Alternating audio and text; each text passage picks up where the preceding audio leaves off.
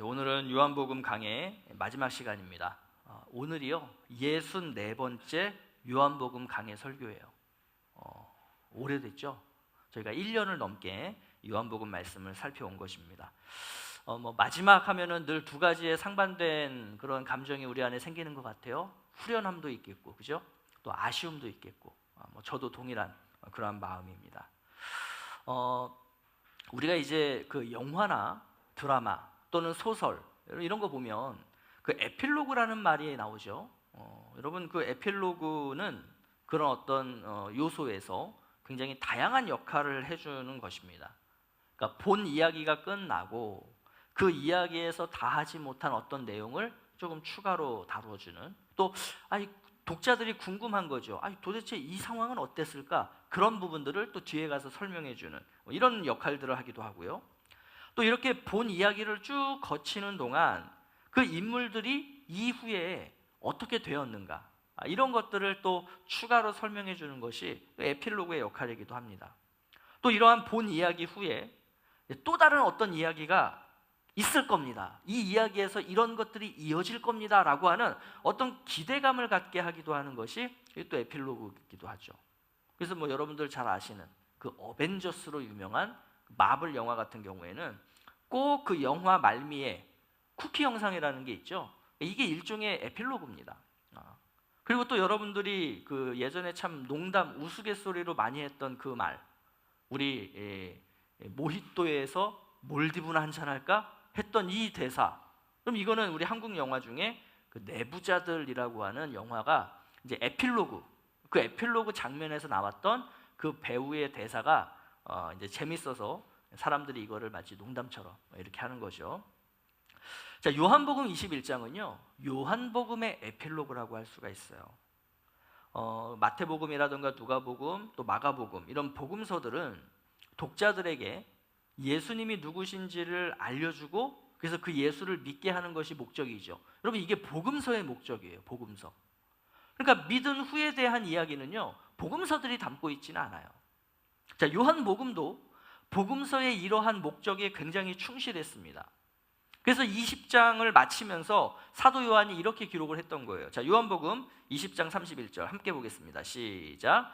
오직 이것을 기록함은 너희로 예수께서 하나님의 아들 그리스도이심을 믿게 하려 함이요 또 너희로 믿고 그 이름을 힘입어 생명을 얻게 하려 함이니라. 그러니까 어찌 보면 요한복음의 복음서로서의 역할은 이제 20장 31절에서 딱 끝났다고 봐도 사실은 틀리지 않아요. 자, 그런데 마지막 복음서잖아요. 사도 요한이 복음서를 기록하면서 이미 벌써 3권의 복음서가 있고 본인은 이제 마지막 4번째 복음서를 기록하는데 여기서 한 발 더 나아가자.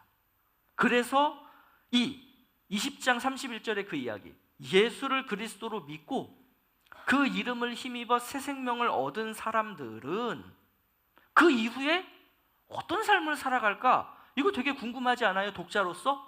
그래서 에필로그에서 이런 사람들, 예수를 믿고 새 생명을 얻은 사람들은 이런 삶을 살면 됩니다. 여러분은 어떻게 하시겠습니까? 라고 하는 이 내용을 사도 요한은 말해주고 싶었던 거예요. 다시 말해서 누군가는 예수가 그리스도시다라는 것을 사람들에게 알려줘야 되고 그래서 그 사람들로 하여금 믿도록 해주는, 여러분 이 역할을 해야 되지 않겠습니까? 그런데 그 역할을 누가 할 거냐는 거예요. 한번 잘 생각해 보십시오. 예수님께서 공생애를 시작하실 때 제일 먼저 하셨던 일이 뭐였죠? 예수님이 이제 30세가 되셔서 공생애를 시작하시면서 제일 먼저 뭐 하셨습니까? 그렇죠, 제자들을 부르는 일을 하셨어요. 제자들을 부르셨어요. 그 제자들을 부르시면서 1명, 2명, 그래서 12명의 제자들을 부르셨죠. 그 제자들을 부르실 때마다 예수님이 사용하셨던 어떤 말이 있어요. 그게 뭐냐면 나를 따르라였어요. 나를 따르라. 그래서 우리가 예수님의 제자가 누구예요? 라고 누가 묻는다면 간단하게 뭐라고 대답하면 됩니까?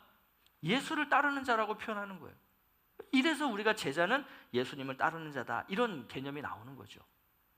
자, 주님께서 이제 하늘로 올라가신 이후에 그것을 목격한 12명의 그 사도들, 그 제자들은 복음, 즉 예수에 대한 이야기들을 다른 사람들에게 전한 후 그 사람들이 예수를 믿고 새 생명을 얻도록 하는 거죠. 그죠? 근데 제자들의 일은요, 거기서 그치지 않았다는 거예요. 그냥 복음 전하고 믿고 구원받았어요? 박수 쳐드리고 다른 데 간 게 아니에요.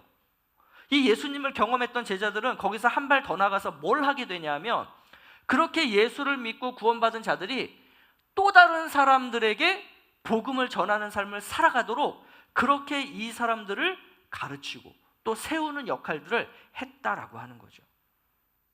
그래서 여러분, 만약 한번 이런 생각을 해보죠.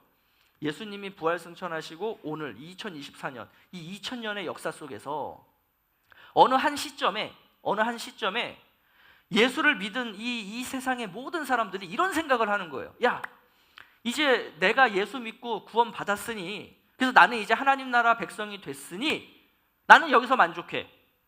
그래서 나는 굳이 주님을 따라가는 삶을 살지 않을 거야. 나를 따르라는 그 주님의 가르침을 나는 살아내지 않을 거야.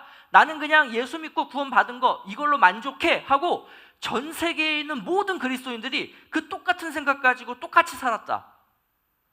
어떻게 됐을까요? 오늘날 이 땅에 교회라는 게 있을까요? 오늘날 이 땅에 그리스도인이라고 하는 이러한 존재들이 여전히 있을까요? 아마 그러한 생각으로 모든 사람들이 살았다면 기독교는 끝장이 났을 겁니다. 요한은 에필로그에서 이 이야기를 하고 싶은 거예요. 혹시라도 당신이 내가 기록해서 남긴 이 복음서, 이 복음의 이야기를 읽고 듣고 그래서 예수를 믿게 되었다면, 그래서 당신이 정말로 믿음으로 새 생명을 얻고 구원을 받았다면 거기서 머물지 마십시오. 이제는 21장으로 넘어가서 당신이 어떤 삶을 살아가야 하는가에 대해서 조금은 깊이 있게 생각해 보는 게 어떻겠습니까? 라고 하는 이러한 의도를 담아 21장을 남겼다라고 볼 수 있는 거죠. 그래서 우리가 오늘 이 내용을 한번 살펴보려고 하는 거예요. 과연 예수를 믿고 구원받은 자는 어떤 삶을 이후에 살아가야 되는가? 자, 우리 15절 말씀을 다시 한번 보죠. 자, 시작. 그들이 조밥 먹은 후에 예수께서 시몬 베드로에게 이르시되 요한의 아들 시몬아, 네가 이 사람들보다 나를 더 사랑하느냐 하시니. 자, 주님은 베드로를 부르실 때 뭐라고 부르세요? 요한의 아들 시몬아. 그러니까 벌써 이 베드로를 부르시는 이 호칭에서부터 왠지 모를 긴장감이 감돌아요. 자, 이게 왜 긴장감이 감도는 상황인가? 마태복음을 한번 보겠습니다. 자, 마태복음 16장. 자, 함께 읽겠습니다. 시작. 시몬 베드로가 대답하여 이르되 주는 그리스도시요 살아계신 하나님의 아들이시니이다. 예수께서 대답하여 이르시되 바요나 시몬아, 네가 복이 있도다. 이를 내게 알게 한 이는 혈육이 아니요 하늘에 계신 내 아버지시니라. 또 내가 네게 이르노니 너는 베드로라. 내가 이 반석 위에 내 교회를 세우리니 음부의 권세가 이기지 못하리라. 아멘. 자, 어느 날 예수님이 제자들에게 물으셨어요. 너희는 나를 누구라고 믿고 있니? 라고 말이죠. 그러자 이 시몬, 바요나 시몬, 요한의 아들 시몬이 이렇게 대답했습니다.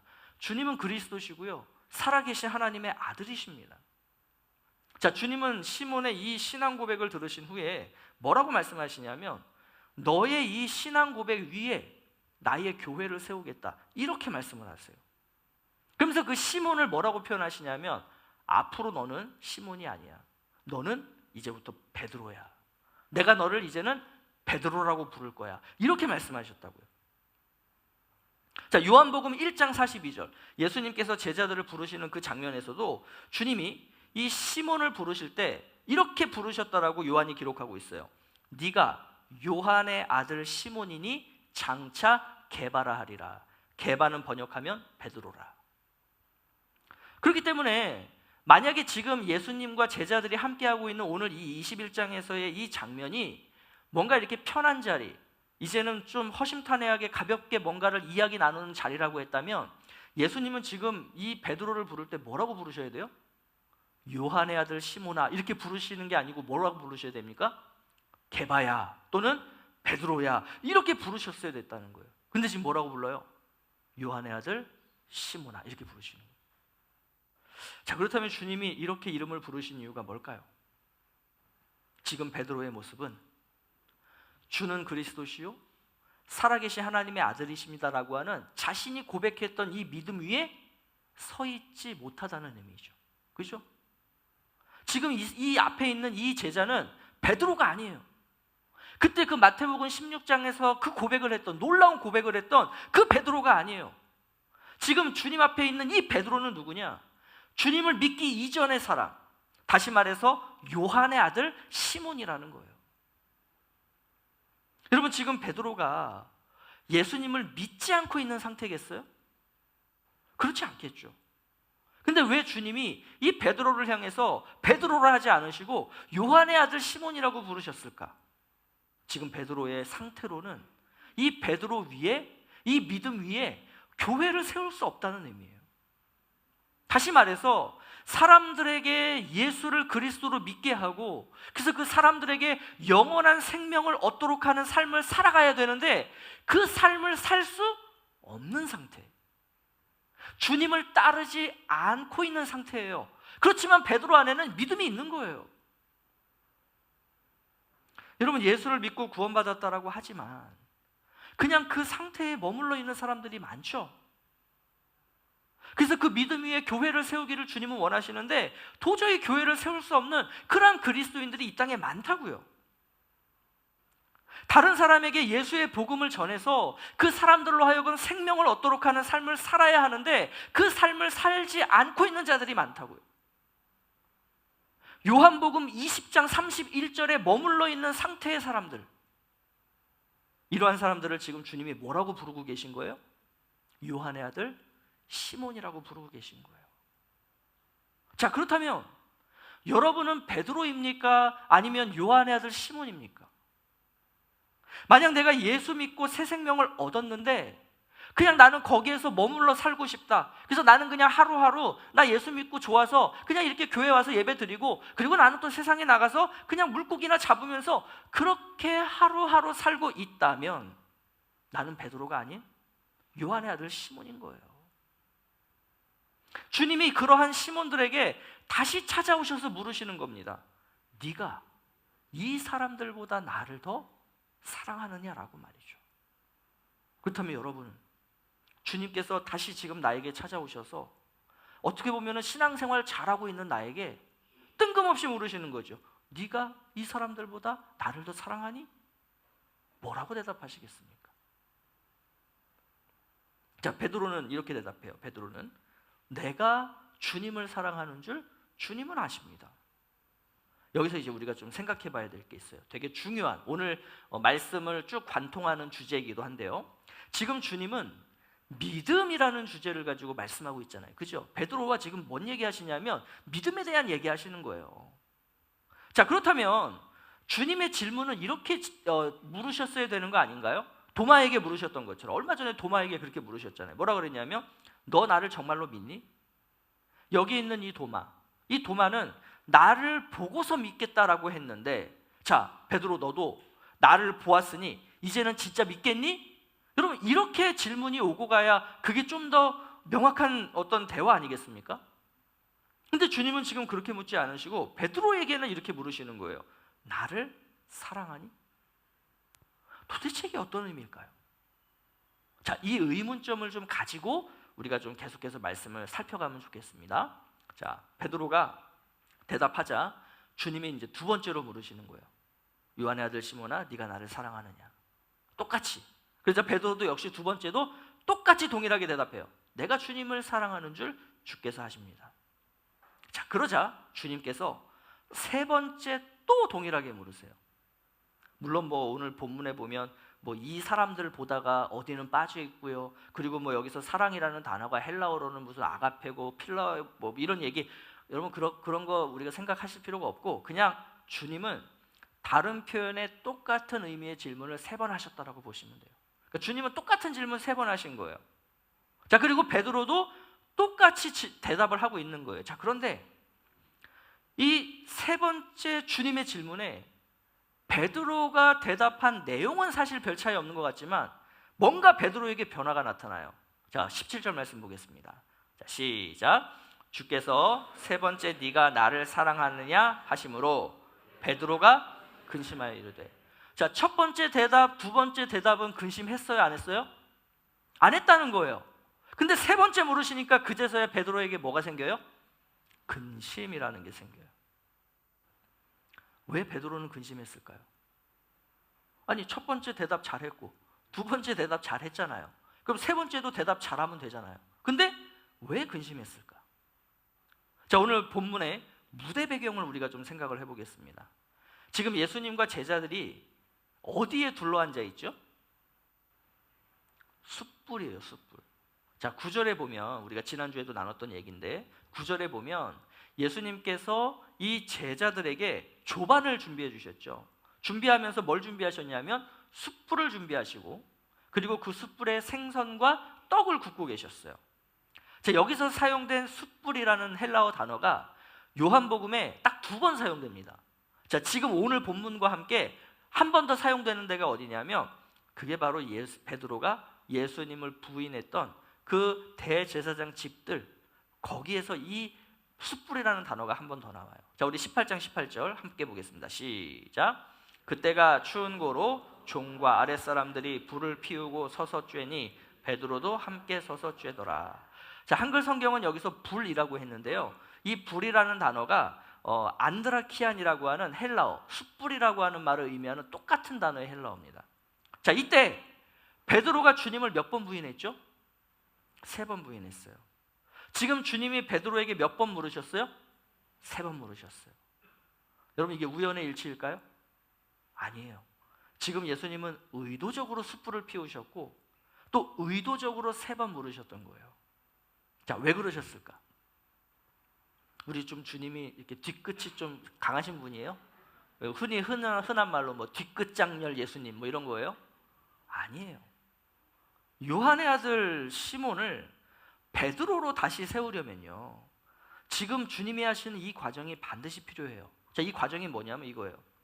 죄에 대한 트라우마, 나는 실패한 자다라고 하는 것에 대한 트라우마, 나는 예수님을 3번, 즉 완벽하게 부인했다라고 하는 이 트라우마를 극복해야만 요한의 아들 시몬이 베드로가 될 수 있는 거예요. 그러면 이 트라우마를 극복하는 것, 죄에 대한 트라우마를 극복하는 것을 우리가 흔히 뭐라고 표현하냐면 이걸 회개라고 표현하는 겁니다. 회개. 그러니까 회개는요, 여러분, 내가 하는 게 아니에요. 우리는 자꾸 회개를 뭔가 내가 이렇게 그 지었던 죄들을 일일이 하나씩 다 기억을 해내고 이거를 하나님 앞에 한 개도 빠짐없이 전부 다 아뢰. 그래서 뭔가 용서함을 받아야 내가 깨끗해진다, 이런 생각들을 하시는데 회개는 그런 게 아니에요. 엄밀히 얘기하면 회개는요, 내가 하는 게 아닙니다. 오늘 장면에도 보세요. 베드로가 막 스스로 알아서 예수님께 고백해요? 아니라니까요. 예수님이 이 제자가 자신의 죄를 깨닫고 온전함으로 돌이킬 수 있도록 주님께서 이렇게 치유하고 계시는 과정, 회복시키시는 과정, 이게 회개예요. 그래서 회개는 나의 일이 아니라 주님의 일입니다. 하나님이 하시는 거예요.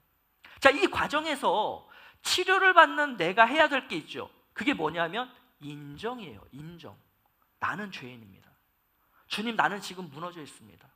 주님, 나는 회복이 필요한 자입니다. 저는 주님이 필요합니다. 이게 회개를 하는 사람의 마음이고 태도여야 되는 거예요. 그때부터 주님의 회복의 역사는 우리 안에 이루어지게 되는 겁니다. 이게 회복이라고, 이게 회개라고요. 자, 3번, 즉 완전하게 주님을 부인했던 베드로에게 3번 완전하게 주님을 사랑한다라는 고백을 하게 만드세요. 어떤 의미겠어요? 베드로는 이 3번의 사랑의 고백을 통해서 요한의 아들 시몬에서 베드로로 다시 회복되어져 가고 있는 거예요. 자, 그러면 우리 한번 베드로의 입장에서, 그럼 베드로는 도대체 왜 근심했을까? 왜 근심했을까? 베드로는 눈앞에 숯불, 그리고 주님이 3번 재차 물으셨을 때 어떤 장면 떠올랐겠어요?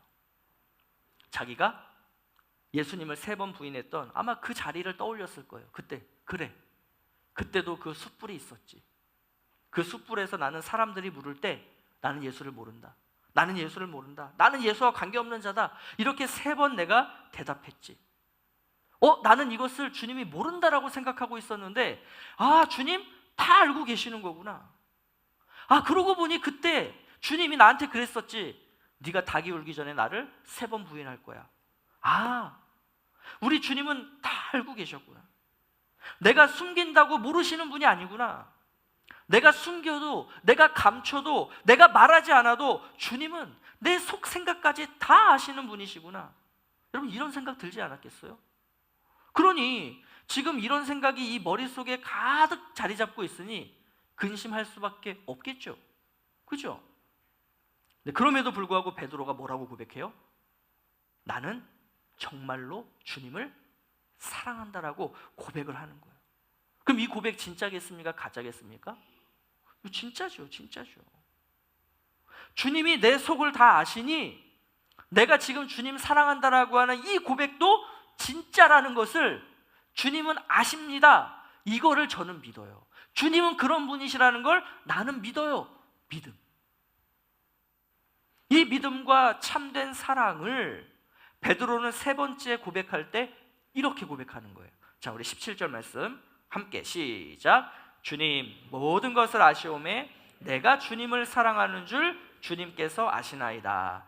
예수께서 이르시되 내 양을 먹이라. 자, 베드로의 대답에 추가되는 게 있죠.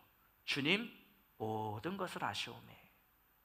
여러분, 이 말 속에 담겨진 그 베드로의 마음들, 그 생각들이 느껴지십니까? 좀 베드로에게 이렇게 공감이 되나요? 그래서 저는 이 말씀을 준비하고 묵상할 때 이 고백, 주님 모든 것을 아시오매, 이 짧은 고백인 것 같지만 이 고백 안에는 지금 베드로의 회개의 내용이 여기에 다 들어가 있겠구나, 이런 생각이 들더라고요. 제가 주님을 배반했던 것도 주님은 다 아시고, 제가 그것에 대해서 얼마나 주님 앞에 지금 죄송한지 이 마음도 주님은 아시고, 정말 모든 것을 다 아시는 주님, 내가 주님을 사랑한다는 것도 주님은 아실 거예요. 저는 그렇게 믿어요. 여러분, 이것이 바로 베드로의 세 번째 고백이 아니겠습니까? 자, 주님의 이러한 세 번의 질문과 또 이러한 고백을 유도하시는 이유는요, 결국 뭐냐면 이런 거예요. 내가 너를 왜 불렀지? 너는 어떤 사람이지? 그런 너는 어떤 삶을 살아야 했지? 그런데 지금 너는 어떤 삶을 살고 있지? 이거를 생각하게 하시는 거예요. 그리고 그것에 대해서 분명하게 고백하도록 하시는 거예요. 왜요? 다시금 나는 예수의 제자다, 나는 주님을 따르는 자다라고 하는 이 분명한 소명의식을 다시금 갖도록 하기 위해서 지금 주님은 베드로를 회복시키고 계시는 거예요. 자, 그러면 지금까지 이제 우리가 쭉 이 의문점을 갖고 말씀을 살펴보십시오 했던 거 있죠. 그게 뭡니까? 믿음에 대한 이야기인데 왜 주님은 자꾸 사랑하느냐고 물으셨을까? 자, 이제 이것에 대한 답들을 여러분 찾으셨습니까? 표정들이 전혀 찾은 표정이 아니고 이거 찾았어야 되는 거예요? 뭐 이런 표정이신데. 그럼 여러분 이렇게 한번 생각을 해보죠. 여러분은 믿음이 뭐라고 생각하세요? 믿음이 뭔가요? 자, 믿음으로 구원을 받는다. 우리가 요한복음 20장 31절, 내가 예수를 믿고 구원받고 새 생명을 얻었다. 자, 이게 뭐라고 생각하세요?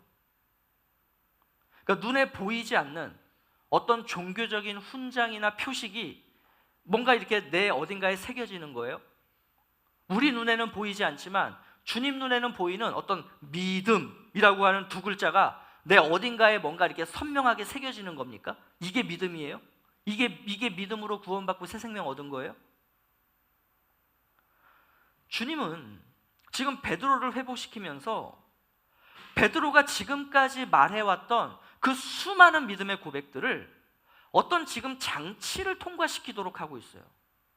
이 믿음이라고, 내가 이렇게 주님 사랑해요, 고백해요, 나 믿어요, 주님 따를 거예요, 다 도망가도 나는 주님을 끝까지 따를 거예요, 이런 믿음의 고백들을 지금 어떤 장치에 통과시키고 하게 하시냐면 사랑이라는 장치에다가 이 믿음의 고백들을 통과시키도록 하고 계신 거예요.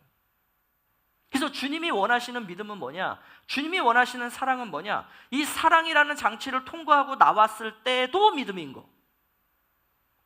근데 이 믿음이 진짜이냐 아니냐는 사랑이라는 것을 통과시켜 보면 나온다는 거예요. 그리고 우리가 보통 이 사랑을, 이 장치, 사랑을 우리는 보통 뭐라고 표현하냐면 이걸 관계라고 표현하는 겁니다. 관계. 즉 주님은 베드로에게 너는 나를 믿는다는 그 믿음의 고백들을 지금까지 수도 없이 해왔는데 그 믿음의 고백들이 진짜 나를 사랑해서 했던 그런 믿음의 고백들이니? 이거를 지금 물으시는 거예요. 베드로가 예수님이 십자가에서 죽으신 후 예수님에 대한 믿음을 버렸겠어요? 지금 예수님과 만나는 이때까지 베드로는 나 이제 예수 안 믿을 거야, 에이, 이러고 예수를 그냥 아예 마음속에서 지워버린 상태였을까요? 아니에요. 지금도 베드로는 예수님을 믿고 있고 줄곧 베드로는 예수님을 믿었어요. 그런데 그 믿음, 주님이 바라시는 믿음이 아니라고요. 주님이 기뻐하시는 믿음 아니라고요. 주님이 인정하시는 믿음이 아니라는 거예요. 주님은 관계적인 믿음을 원하세요. 사랑과 단단하게 묶여있는, 이걸 떼고 싶어도 떼지지 않는, 그래서 이 믿음과 사랑이 막 묶여있는 그 믿음 말이죠. 그래서 고린도전서에서 사도 바울이 뭐라고 얘기합니까? 믿음, 소망, 사랑은 항상 함께 있을 것인데, 얘네들 세트라는 거예요. 어디에서도 서로가 떨어지는 법이 없다는 거예요. 근데 그 중에 제일이 뭐라고요? 그게 사랑이라고요. 즉 믿음과 소망은 사랑이라는 것을 통해서 증명이 된다는 거예요. 자, 그런데 왜 주님은 이렇게 사랑이 함께하는 믿음을 기뻐하시고 또 그래서 이것을 이 베드로에게서 회복시키기 위해서 왜 지금 이러고 계시는 걸까? 그러니까 주님은 이런 걸 그냥 좋아하는 성향을 가진 신이셔서 그래요?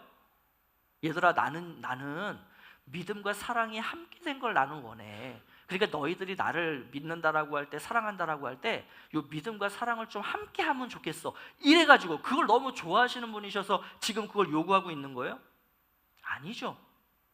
주님은 그보다 더 크고 아름답고 놀라운 뜻을 가지고 계신 거예요. 자, 왜 주님은 사랑에 함께하는 믿음을 기뻐하실까? 그래서 왜 이것을 주님은 베드로에게 지금 회복시키고 계신 것일까?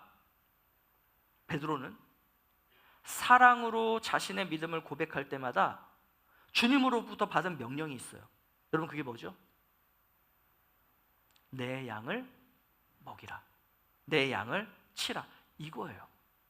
이 말씀 역시도 똑같이 3번이 반복이 돼요.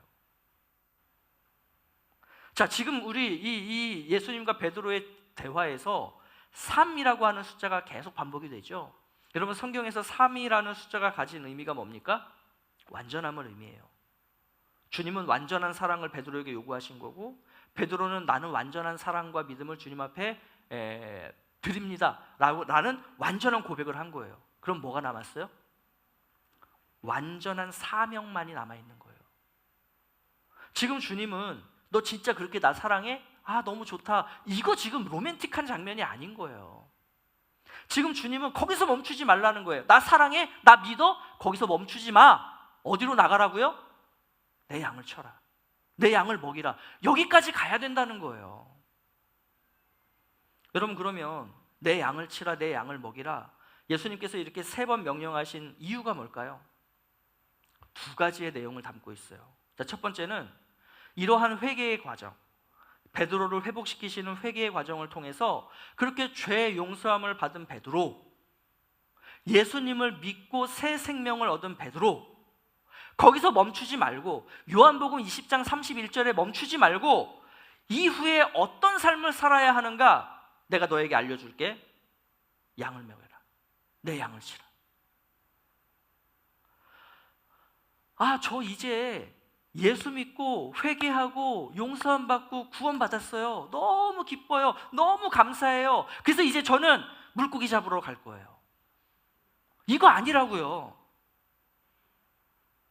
주님은 이 20장 31절을 경험한 자들이라면 이제는 물고기나 잡으러 가지 말고 사명에 따른 삶을 살아야 한다는 것을 분명하게 3번 완벽하게 가르치고 계시는 거예요.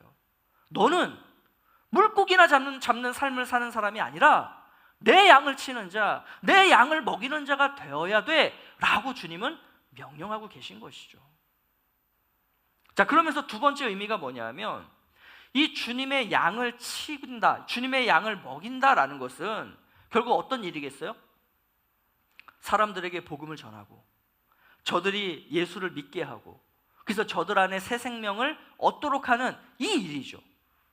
자, 이것을 아까 우리가 봤던 마태복음 16장의 표현으로 바꿔본다면 이 일이 뭐예요? 이게 교회를 세우는 거예요. 이게 교회를 세우는 일이에요. 그러면 이렇게 누군가에게 복음을 전하는 일, 다시 말해서 교회를 세우는 일은요, 어디서부터 시작되어야 할까요? 주님을 사랑하는 그 사랑에서부터 시작되어야 된다는 거예요. 여러분, 사랑 없이 복음의 전파가 이루어질까요? 주님을 사랑하는 사랑과 거기서 비롯된 영혼을 사랑하는 이 사랑하는 마음이 없이 복음의 전파가 이루어질까요? 이러한 주님을 사랑하는 마음과 영혼을 사랑하는 마음이 없이 교회라는 것이 세워질 수 있을까요? 영혼을 사랑하는 마음이 없는 전도, 영혼을 사랑하는 마음이 없는 교회, 끔찍한 거예요. 끔찍한 거예요. 이 일들을 자행하고 있는 사람들을 우리가 뭐라고 부릅니까? 이걸 이단들이라고 부르고 이걸 사입이라고 부르는 거잖아요. 바른 성경을 가르치고 바른 믿음을 내세우면 그게 건강한 교회입니까? 아니에요. 양을 치는 것은 사랑으로 가능해지는 거예요. 그리고 양을 사랑하는 것은 주님을 사랑할 때만 거기서부터 생겨나는 것이 영혼을 사랑하는 마음이에요. 다시 말해서 주님은 지금 베드로에게 네가 나를 사랑해야, 그래야 네가 영혼을 사랑하는 삶을 살 수 있고, 그리고 교회를 사랑할 수 있고, 그 다음에 복음을 전할 수 있고, 교회를 세워갈 수 있는 거야. 이걸 말하고 있는 거예요. 여러분, 그래서 우리는 앞으로 이렇게 여러분들이 딱 공식처럼 생각하고 믿으시면 좋겠어요. 믿음은 사랑이다. 믿음은 사랑이다. 예수 믿으세요? 믿어요. 그러면 우리는 딱 이 대화에서 뭐를 제일 먼저 떠올려야 돼요? 아, 이분은 예수님을 사랑하는 사람이구나. 아, 이분은 영혼들을 사랑하는 분이구나. 이렇게 생각을 해야 된다고. 이게 다른 얘기가 아니라고요. 믿음은 사랑이다. 그래서 우리 좀 옆에 분들한테 좀 이렇게 좀, 저기요, 여기요, 저 좀 보세요. 믿음은 사랑이래요. 한번 이야기해 주세요, 서로. 믿음은 사랑이래요. 네. 그럼 믿음은 사랑이에요. 자, 이렇게 주님은 이 대화들을 통해서 요한의 아들 시몬을 비로소 누구로 회복시키십니까? 베드로로 회복시키셨어요. 이제는 베드로가 됐어요. 자, 그러자 이제 주님이 이렇게 말씀하시는 거예요. 자, 19절 말씀. 자, 함께 보겠습니다. 시작. 이 말씀을 하심은 베드로가 어떠한 죽음으로 하나님께 영광을 돌릴 것을 가르치심이로라. 이 말씀을 하시고 베드로에게 이르시되, 이제 다시 뭐 하세요?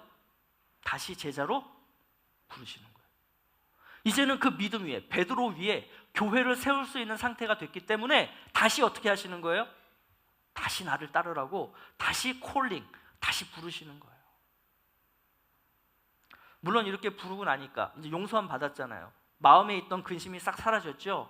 그러니까 이제 베드로가 하는 일이 뭐예요? 또 옆에 또 쳐다봐요. 그러면서 뭐라 그래요? 근데 주님, 얘는 어떻게 되나요? 얘는 어떻게 되나요? 그러니까 주님이 뭐라 그러세요? 얘가 어떻게 되든 상관하지 말고 너는 너에게 주어진 사명의 삶을 살아라. 그래서 다시 한번 부르시죠. 나를 따르라.